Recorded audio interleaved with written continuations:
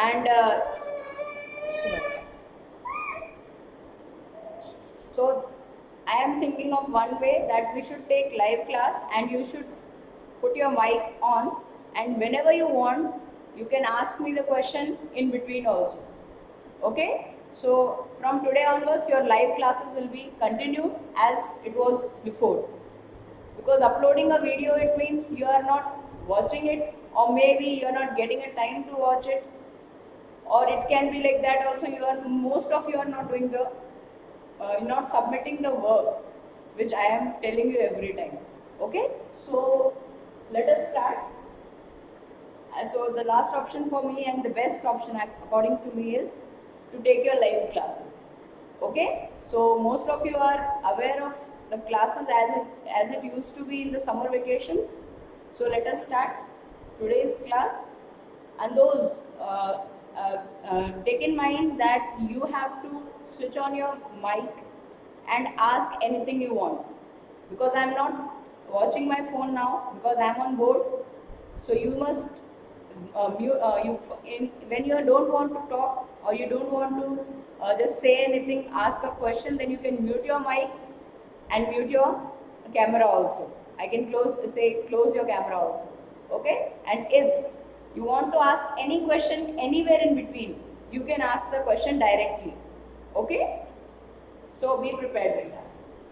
Okay, so let us start the next topic of the chapter, that is grouping of capacitors.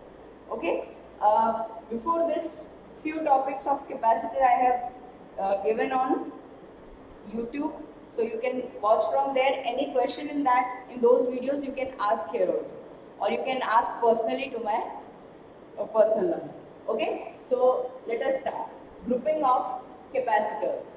Okay, grouping of capacitors means जिस तरह से हम in the way we used to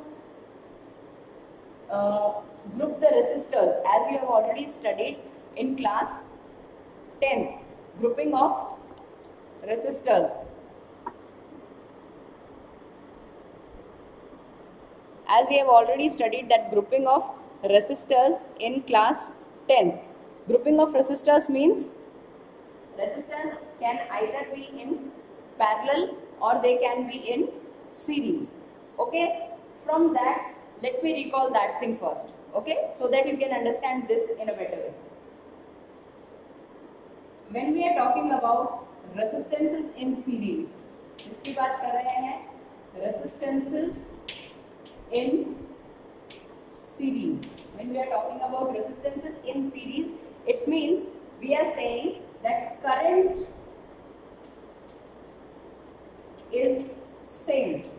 क्या कह रहे हैं? जब भी हम सीरीज की बात करेंगे, किसकी बात करेंगे? सीरीज की बात करेंगे. That means we are talking about that current is same. Current क्या है? सेम है. ठीक, चेंज क्या हो रहा है? Potential difference. What is changing? Potential difference.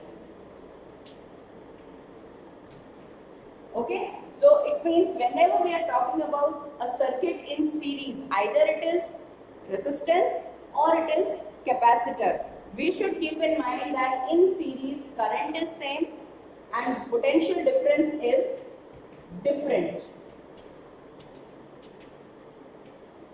What we should keep in mind is potential difference is different across each resistor.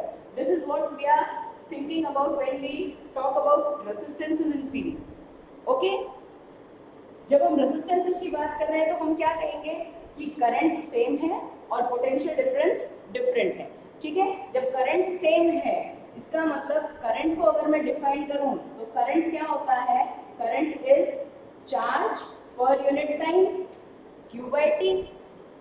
Current is charge per unit time. ठीक है, तो जब हम कैपेसिटर की बात करेंगे, किसकी बात करेंगे? कैपेसिटर की. कैपेसिटर में करंट नहीं होता. आपका जो फॉर्मूला है कैपेसिटर का वो क्या होता है? Capacitance C is equal to charge on capacitor Q divided by V. ये होता है. ठीक, तो capacitance C is equal to Q/V. अब चार्ज ये है, इसका मतलब यहाँ पर पोटेंशियल डिफरेंस और चार्ज रिलेटेड है. यहाँ पर कौन रिलेटेड था? यहाँ पर ओम्स लॉ के अकॉर्डिंग हम रेजिस्टेंसेस को स्टडी करते थे, तो V is equal to IR ये लिखते थे. ठीक, यानी वहां पर पोटेंशियल डिफरेंस और करंट के बीच में रिलेशन था। यहाँ पर हमारे पास किसके बीच में रिलेशन है, Q और V, यानी चार्ज और V के बीच में। चार्ज किसके ऊपर डिपेंडेंट है, चार्ज डिपेंड हो रहा है करंट पर। Charge is dependent on what, it is dependent on current. It means charge will change if current is changing, यानी चार्ज कब जब चार्ज चेंज होगा तो करंट भी चेंज होगा।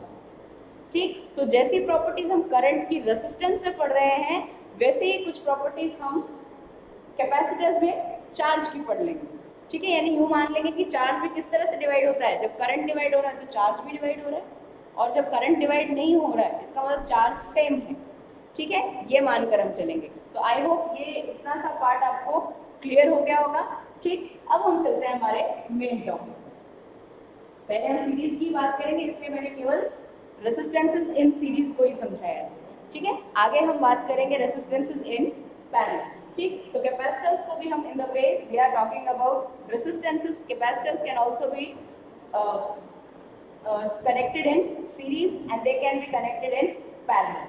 Okay, so first we are talking about is in series. किसकी बात हम करेंगे, we will talk about capacitors in series. ठीक, मेन बात जो यहाँ ध्यान रखने की है कि जब भी आपको कोई सर्किट दिया जाए आपको ये समझना है कि वहाँ पर कहाँ कहाँ सीरीज में है कैपेसिटर्स और कहाँ कहाँ पैरेलल में। ऐसा नहीं होगा कि सारे कैपेसिटर्स आपको सीरीज में दे दे, और ये भी नहीं करेगा कि सारे पैरेलल में दे दिए उठा के, लेकिन वो उस कॉम्बिनेशन को ऐसा बनाएगा कि मिक्सिंग होगी, कहीं जगह पैरेलल होंगे, किसी जगह सीरीज में होंगे। तो आपको ये बात समझनी पड़ेगी कहाँ पर सीरीज में है और कहाँ पर पैरेलल में है। ठीक है, वो समझेंगे, बहुत इजी है। एक ट्रिक भी बताएंगे आपको जिससे आपको क्लियर हो जाएगा कि जब हम न्यूमेरिकल करेंगे, इस पर बेस कुछ न्यूमेरिकल्स भी करेंगे, तो उससे आपको क्लियर हो जाएगा कि कैसे समझें कि कैपेसिटेंसेस सीरीज में है या कैपेसिटेंसेस पैरेलल में है। ठीक है, so first we are talking about capacitors in series. Okay, let us consider three capacitors. Let us consider three capacitors C1, C2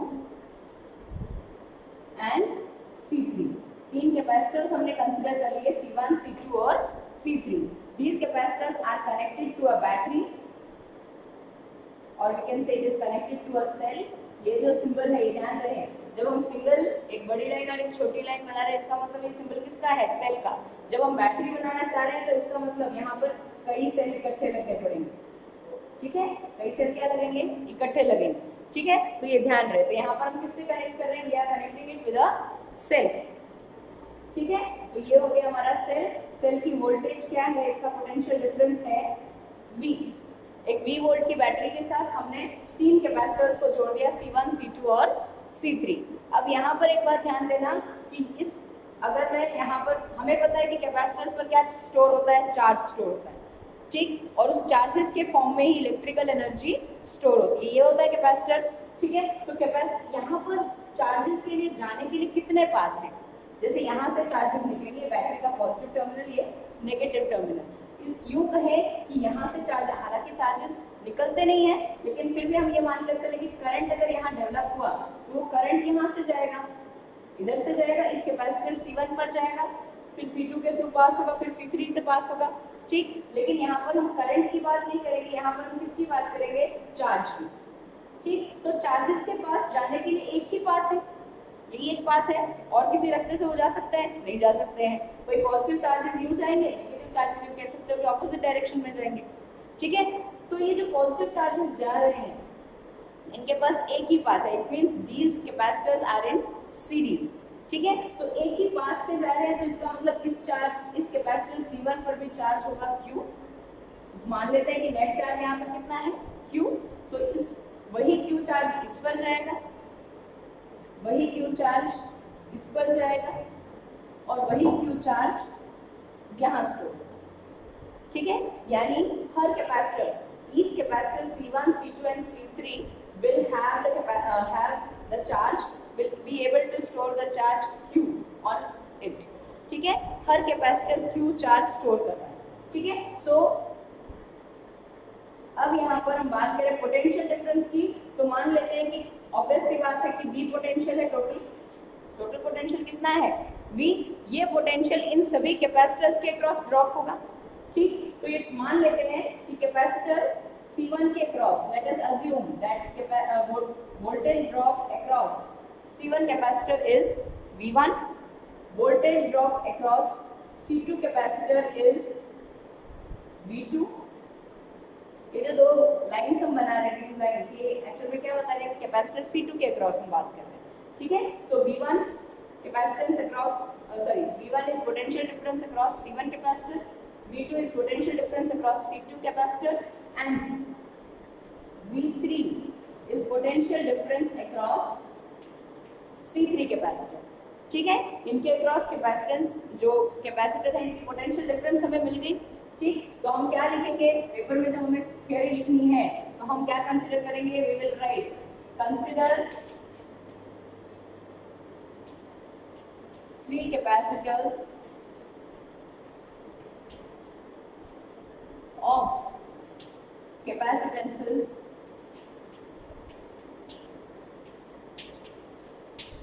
C1, C2 and C3 connected in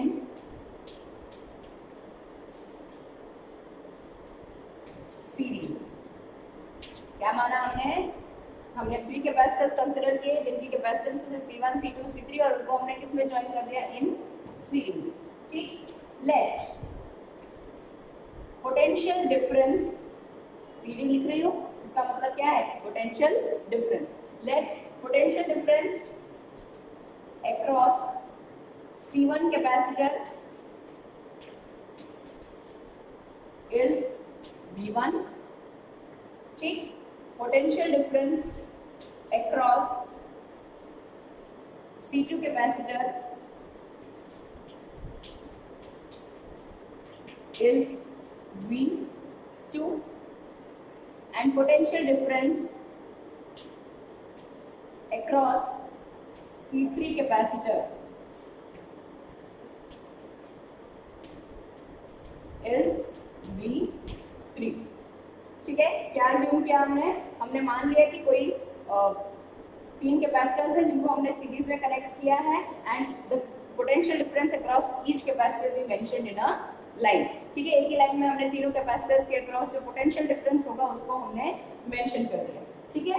अब ऑब्वियस सी बात है, let charge supplied bye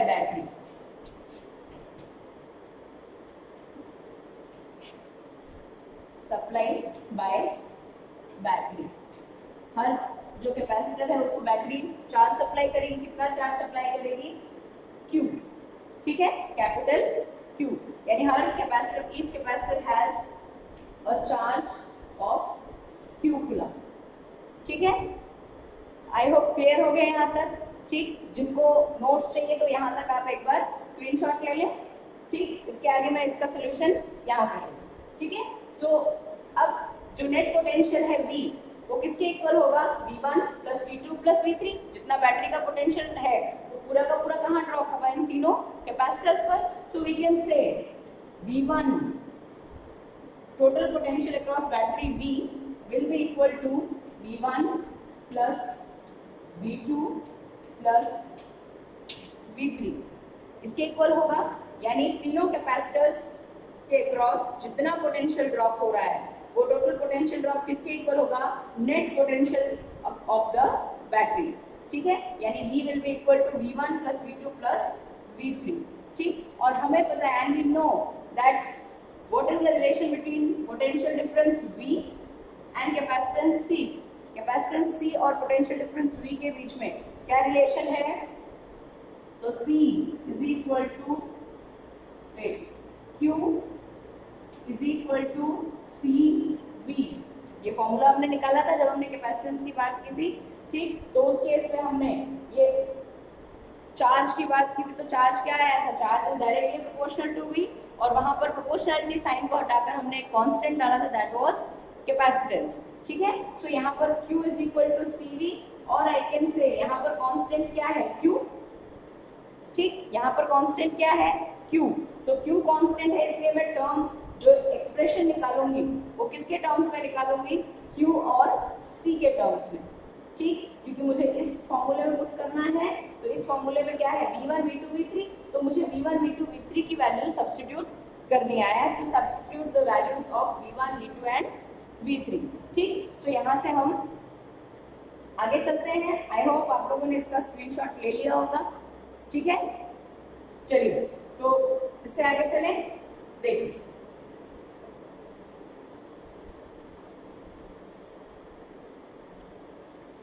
now we know that relation between charge and capacitance and voltage is this, ठीक, ये पता है। तो मान लेते हैं तो बैटरी के अक्रॉस जो पोटेंशियल होगा उसको मैं क्या लिख सकती हूँ, it can be written as charge, total charge Q divided by equivalent capacitance, जो नेट कैपेसिटेंस इस सर्किट की आएगी उस नेट कैपेसिटेंस के रेशियो के फॉर्म में लिख सकते हैं, Q बाय C equivalent. Okay, so V is equal to Q by C equivalent. Similarly, we can write V1 क्या है, V1 is potential difference across first capacitor, that is C1 capacitor. So V1 will be equal to charge on the capacitor C1 divided by capacitance of capacitor C1, that is C1. इसी तरह से V2 की value क्या आ जाएगी, V2 will come out to be Q by C2 and V3 will come out to be Q by C3, ये हो जाएगी, ठीक। We know all the four values of this equation. इस इक्वेशन की हमें चारों वैल्यूज पता है, जिसमें Q by C इक्विवेलेंट क्या होगा कि इन तीनों कैपेसिटर्स का जो इक्विवेलेंट होगा उसको हम क्या लिख रहे हैं, C equivalent. Okay, so let us put all these values in this equation, or I can say this is equation number 1. So we are putting these values in equation number 1. So we will write, put above values in equation 1. Okay, let us put the value. So what do we get? V means Q by C equivalent is equal to Q by C1 instead of V1 plus Q by C2 plus Q by C3, ठीक है। अब यहाँ पर we can see that on the right hand side and on the left hand side. On the right hand side all the Q's are common, so we can take out common from the numerator, and here we have Q. So what we can write? We can write Q by C equivalent is equal to Q into 1 by C1 plus 1 by C2 plus 1 by C3. Okay, this Q can be cancelled with this Q. So the result will be, result I am writing over here. So the result will be 1 by C equivalent will be equal to 1 by C1 plus 1 by C2 plus 1 by C3. This is the result of, or I can say result of equivalent capacitance of three capacitors which are connected in series. Okay, so C1 by C equivalent will be equal to 1 by C1 plus 1 by C2 plus 1 by C3, ठीक है। सो ये हमारे पास एक general formula आ गया कि हमारे पास 3 हो, 4 हो, 5 कितने भी कैपेसिटर्स हो जो कि सीरीज में जुड़ रहे हैं, तो उनका इक्विवेलेंट कैपेसिटेंस क्या हो जाएगा, तो 1 by C equivalent will be equal to 1 by C1 plus 1 by C2 plus 1 by C3। इस तरह से जितने कैपेसिटर्स हो उनको आप 1 by C4 1 by C5 करके जोड़ते चले जाएंगे। ओके, आई होप क्लियर हो गया सभी को यहाँ पर, ठीक। सो ये तो कब की बात हुई, जब 2 से ज़्यादा कैपेसिटर्स हो तो उस केस में हम ऐसा कर लेंगे, ठीक। In case we have only 2 capacitors, ठीक। मोस्ट ऑफ द केसेस में आपको यही मिलेगा, 2 ही कैपेसिटर होंगे जो कि पैरेलल में होंगे, ठीक। If you have 2 capacitors in parallel then we can write 1 by C equivalent will be equal to what we can write 1 by C equivalent, और डायरेक्टली अगर C equivalent की वैल्यू मैं आपको बता दूं तो आप उसको वैसे ही याद करें कि 2 कैपेसिटर्स हैं जो कि सीरीज में जुड़े हुए हैं, तो उनका इक्विवेलेंट कैपेसिटेंस क्या आएगा, ये रिजल्ट मल्टीप्लाई करके ही निकाला हुआ है, ठीक है। सो C equivalent will be equal to C1 C2 over C1 plus C2, ठीक। यानी न्यूमरेटर में तो हम कर देंगे उन दोनों कैपेसिटर्स का मल्टीप्लिकेशन और डिनोमिनेटर में हम कर देंगे दोनों कैपेसिटर्स का एडिशन। ठीक है, so equivalent capacitance will be equal to for two capacitors, equivalent capacitance will be equal to C1 C2 by C1 plus C2। ठीक, दो कैपेसिटर्स दे रखे हो तो आप इस तरह से कर लेना, अगर दो से ज्यादा ऐसे भी करोगे तो रिजल्ट यही आना है। ठीक है, मैंने क्या है उसको जो सॉल्व करके यहाँ पर आपके लिए लिख दिया है। ठीक, सो 1 by C equivalent will be equal to 1 by C1 plus 1 by C2 plus 1 by C3। ये जनरल रिजल्ट है, दो ही कैपेसिटर हो तो आप उसको इस फॉर्म में लिख सकते हैं। तो मैं इसके लिए लिख देती हूँ for two capacitors, it can be written as for two capacitors. ठीक, और ये क्या हुआ, this is our general result. Okay, so I hope यहाँ तक सभी को क्लियर हो गया होगा। एक बार आप इसका स्क्रीनशॉट ले लें। ठीक है, फिर नेक्स्ट टॉपिक पे चलते हैं।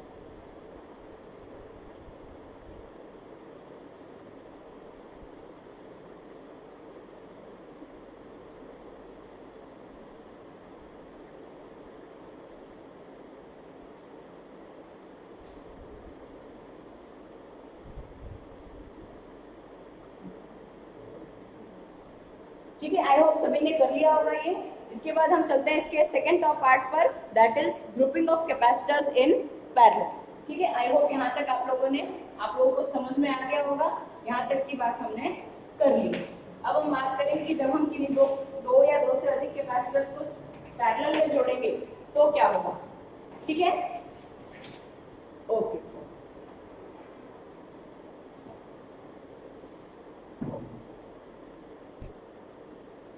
Now we are talking about capacitors in parallel.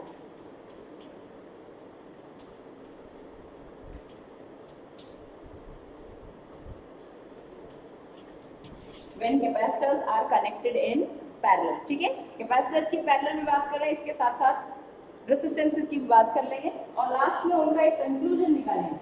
ठीक है, देखिए तीन कैपेसिटर्स लेते हैं, मान लीजिए कोई तीन कैपेसिटर्स हैं जिनको हमने V वोल्ट की बैटरी के साथ, V वोल्ट के सेल के साथ कनेक्ट किया है। ठीक,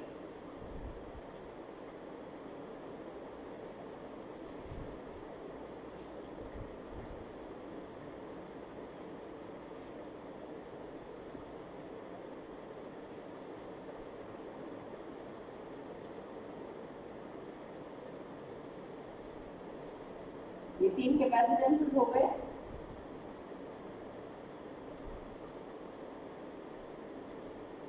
इनको हमने क्या किया, तीनों कैपेसिटर्स को पैरेलल में कनेक्ट किया है। ठीक है, this is capacitor C1, this is capacitor C2, this is capacitor C3। इन तीनों को हमने we have joined these or grouped these capacitors in parallel to the battery of voltage V। ठीक है, अब एक बार जो यहाँ समझने के कि यहाँ पर हम पैरेलल ग्रुपिंग क्यों कह रहे हैं, तो एक जनरल बात समझ के देखना कि यहाँ से जो चार्ज जाएगा यहाँ पर पहुंचेगा, किस पॉइंट पर, इस A पॉइंट पर पहुंचेगा। ठीक, A पॉइंट पर जो चार्ज पहुंच गया, वहां से अब चार्ज के पास कितने रास्ते हैं, तीन रास्ते हैं, एक ये रहा, तीन रास्ते हैं, डिस्ट्रीब्यूट हो सकता है। तो कुछ चार्जेस जो है वो इस पाथ पर चले जाएंगे, कुछ चार्जेस इस पाथ पर जाएंगे और कुछ चार्जेस इस पाथ पर जाएंगे।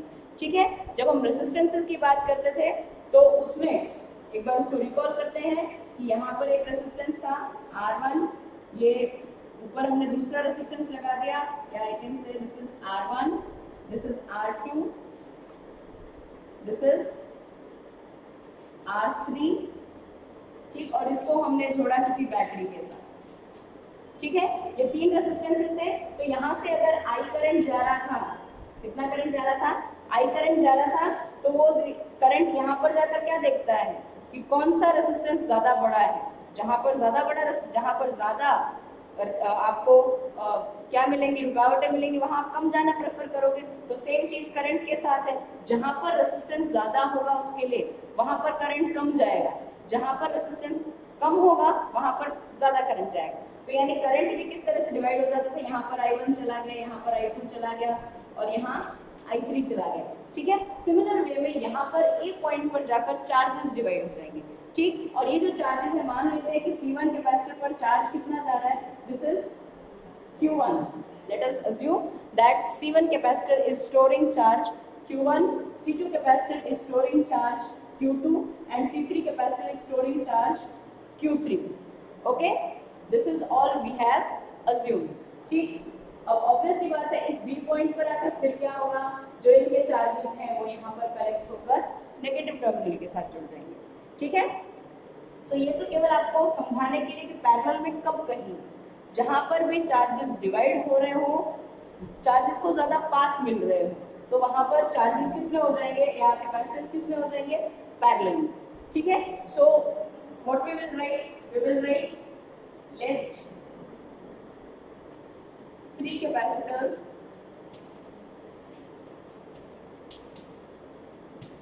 of capacitances C1, C2 and C3 are connected in parallel. ठीक है, 3 रेसिस्टेंसेस हैं, सॉरी 3 कैपेसिटर्स हैं, C1, C2, C3, इनको कनेक्ट किया है हमने पैरेलल में। Let charge on capacitor C1, charge on capacitor C1 is Q1, ठीक। charge on capacitor C2 is Q2 and charge on capacitor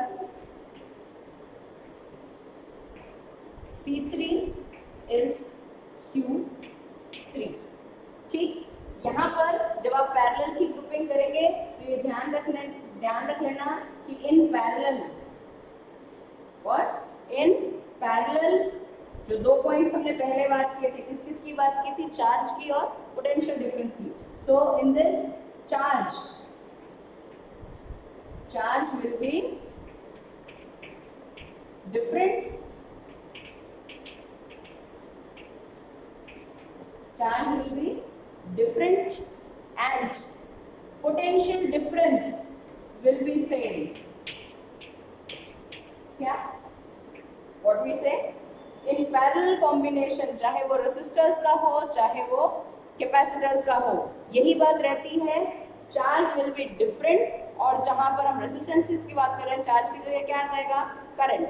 Okay, so charge will be different and potential difference will be the same. So यहाँ पर हर capacitor के across अगर आप देखें तो हर capacitor के across potential difference क्या होगा, जितना बैटरी का पोटेंशियल डिफरेंस है हर कैपेसिटर के अक्रॉस उतना ही पोटेंशियल डिफरेंस होगा।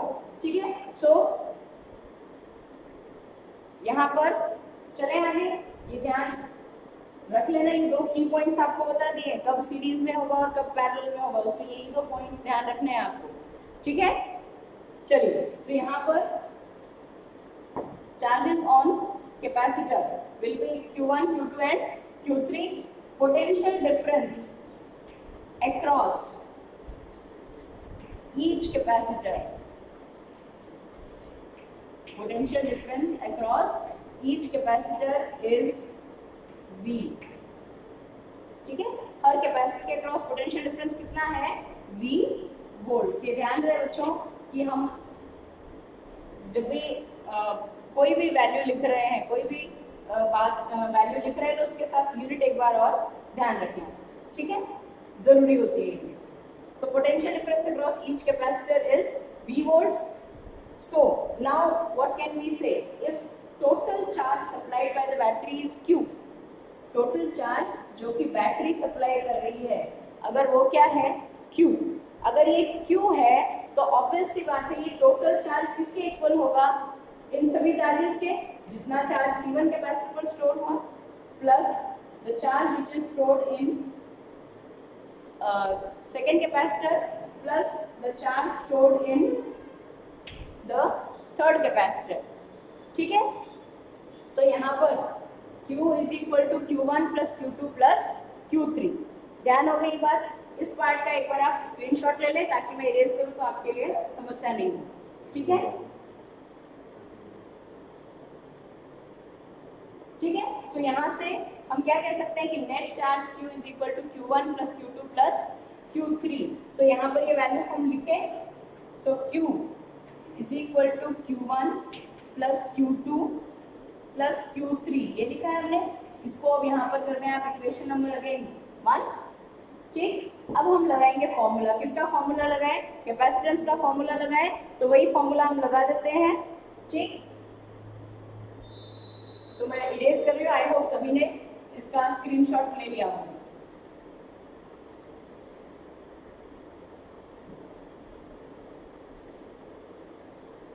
ये फर्स्ट इक्वेशन भी एक बार ऊपर लिख लेते हैं। तो first equation is Q is equal to Q1 plus Q2 plus Q3। ठीक है, अब यहाँ चार्जेस की बात करें तो चार्जेस की बात करें तो यहाँ पर Q क्या होगा? Q is equal to according to capacitance का formula Q is equal to CV होता है। तो C into C equivalent into potential difference of battery भी। ठीक, सिमिलरली Q1 क्या हो जाएगा? C1 multiplied by potential difference across C1। तो C1 के अक्रॉस पोटेंशियल डिफरेंस क्या रहेगा? जो बैटरी का है उतना ही है। ठीक, सो यहाँ पर Q1 की वैल्यू हमें मिल गई। Q2 is equal to C2 into potential difference across C2, that is V, and Q3 is equal to C3 into V. Now let us substitute all these values in this equation number 1. Okay? Now let us substitute these values. What do we get? C equivalent into V is equal to C1V plus C2V plus C3V. From where did we get? We just substituted the values of Q1, Q2 and Q3 in equation number 1. Now we can take out common from the right hand side. We can take out V common from the right hand side. So it can be written as V into C1 plus C2 plus C3. Here we can write as C equivalent into V. So this V can be cancelled with this V, or we can say C equivalent is equal to C1 plus C2 plus C3. This is the result of three capacitors which are connected in series. Which are connected in parallel. Okay, so we can say C equivalent क्या होगा? C1 plus C2 plus C3 तीनों capacitance का direct sum. ठीक है, अब यहाँ पर एक बार छोटी सी बात जो हमें देखनी है, रिकॉल करनी है, वो क्या है? रेसिस्टेंसेस को जब हम सीरीज में लगाते हैं, क्या जब रेसिस्टेंसेस को हम सीरीज में लगाते हैं हमारा रिजल्ट आता है net resistance in series equal to R1 plus R2 plus R3, ये आता है रिजल्ट। ठीक, और अगर हम पैरेलल की बात करें तो पैरेलल का फॉर्मूला आता है 1/R parallel is equal to 1/R1 plus 1/R2 plus 1/R3। इन फॉर्मूलेज को हम एक बार कैपेसिटेंस के फॉर्मूलेज के साथ कंपेयर करते हैं। कैपेसिटेंस के फॉर्मूलेज के लिए ये तो था किसके लिए? This is for series combination of resistances and this is for parallel combination. ठीक है, तो सीरीज में यहाँ पर क्या होगा? सीरीज में इन सीरीज सीरीज का हम निकाल कर आ चुके हैं, यानी 1/C equivalent is equal to 1/C1 plus 1/C2 plus 1/C3। ये आया है, यानी ये किसके सिमिलर आया है? Parallel combination of resistances. And in parallel when we are talking about capacitance in parallel, so what do we get? C equivalent is equal to C1 plus C2 plus C3। तो ये ध्यान रहे कि अगर आपको direct फॉर्मूले याद नहीं रहे, रेसिस्टेंसेस के फॉर्मूले ध्यान रख लेना और उसको सीरीज और पैरेलल के लिए ऑपोजिट कर देंगे आप। ठीक है, सो आई होप यहाँ तक सभी को क्लियर हो गया होगा। किसी को कोई डाउट है तो आप पूछ ले बच्चों। ठीक है, so with this let us stop our meeting for today and tomorrow we will continue this topic with the numericals. Okay, इसके numericals बनते हैं, competitive exams में बनते हैं और वैसे भी बनते हैं। ठीक है, तो आप यूँ मान के चलिए कि इसके numericals आपको solve करने हैं। ठीक है, So I hope topic clear हो गया होगा. With this we end our meeting for today. You can take a screenshot right now.